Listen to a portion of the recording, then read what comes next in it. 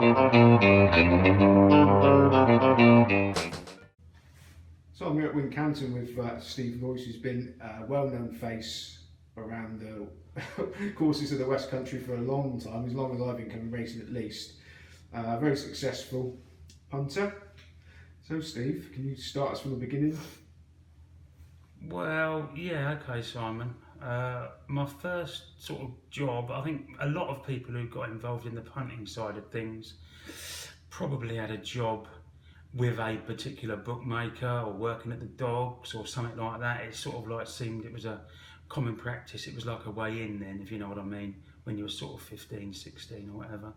And I kicked off, I was 17, just about learned to drive, and I got a job at the dogs at Aldershot flapping track, back sort of like in the, well, sort of 90s, late 80s, early 90s I suppose.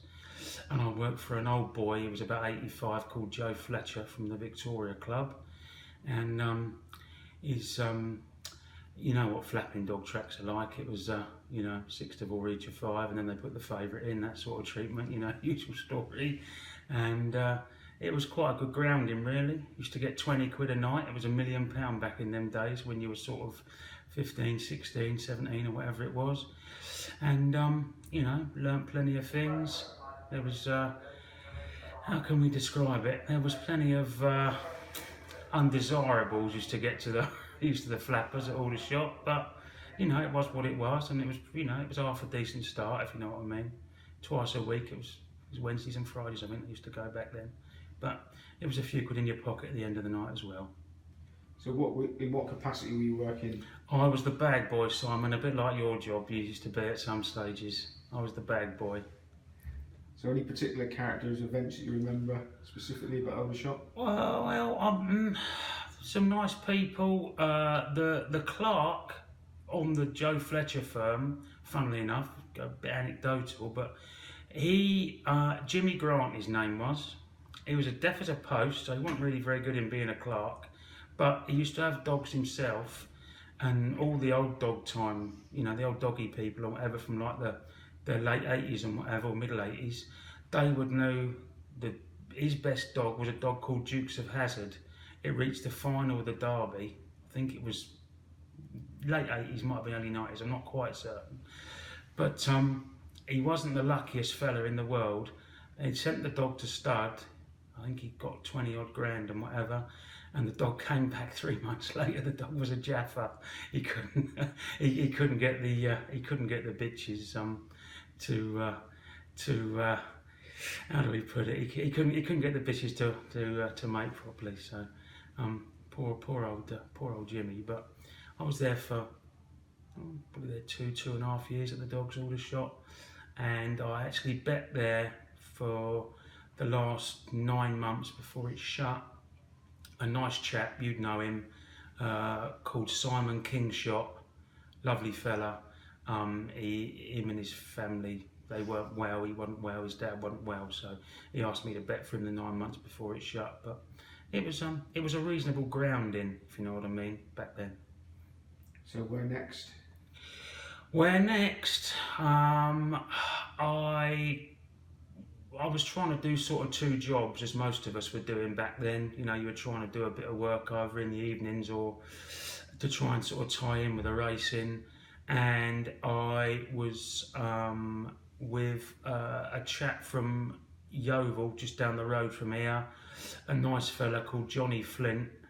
You'd know him very well. He was a lovely chap. He used to have a lot of silver ring pitches, and I used to clerk for him at sort of, used to be Windsor, and used to go to Kempton, and also, you know, down here, Exeter, Newton Abbot. He had loads of pitches. He was on the old extended supplementary list, and I used to sort of like do 3 or 4 days a week with him and tie it in with the dogs and this, that and the other. And it was sort of like, a lot of people back then, us sort of like, you know, mid-40s, 50s-ish sort of people now, that was how we got our grounding. You know, whether you were having a bet, whether you were laying horses, laying dogs or whatever, that was how you kicked off, either at the dogs or in the silver rings and whatever. So that was sort of like the first few years. And I seem to remember you sticking on for some quite big punters. Did that come next, or was that, have I missed a bit? No, not really. I think that our age, when we were sort of like between 16 and 26, I don't suppose we ever had any more than 2 or 3 grand in our kick at any one time, because it was it wasn't very easy to get it, and it was very easy to knock it out. That was just the way it was back then.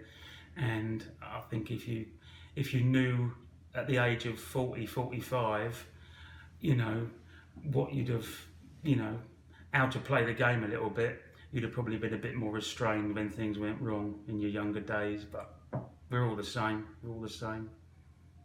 So what was the turning point? Where did you start actually getting yourself a few bob? I was about sort of 20, I don't know, 28, 29, sort of 30-ish.